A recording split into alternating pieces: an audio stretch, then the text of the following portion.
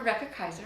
I served in the Navy for 24 years. Wow. I started my Navy career through the Reserve Officer Training Corps program at the University of Florida in 1980. And I was a college program student, so I paid for school myself. And in 1984, I got my commission as an ensign in the Navy.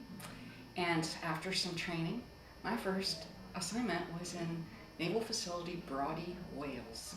So I went overseas. I lived overseas for 2 years, and I was doing what was called the Integrated Undersea Surveillance System, IUSS. And I can tell you now that we were tracking Soviet submarines, but back then I couldn't tell you that because our mission was classified secret and above, but now it's unclassified. It was declassified in 1993. So the kind of things we did was we listened to anything that was in the ocean, we could hear it. And through the processing of electronics and technology, we were able to determine what that particular thing in the ocean was, whether it was a whale or whether it was a ship or whether it was a submarine.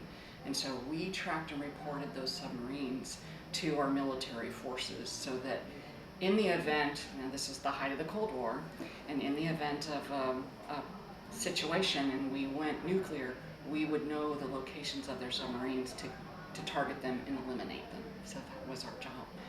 So I did that until 1993 when I got off of active duty, went in the reserves, and I was recalled in 97 back to active duty, and I became a training administration of reserves officer, which was TAR and then later became fleet support. So I went around, I did XO tours, and my CO tour was at Columbia, South Carolina as the commanding officer of the reserve center there. I had 500 reservists, and it was my job to get them ready and prepared. I actually had to sign some orders for people to go to Iraq during that time frame from 2004 to 2005.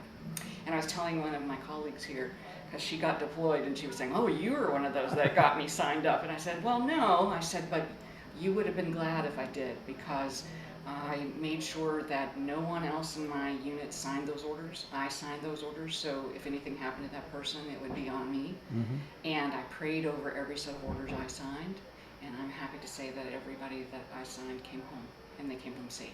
So I was really grateful for that. And in 2005, I got orders in my last assignment to the U.S. Central Command, which is totally out of Navy world. It was in the Army world, and it was located in Tampa.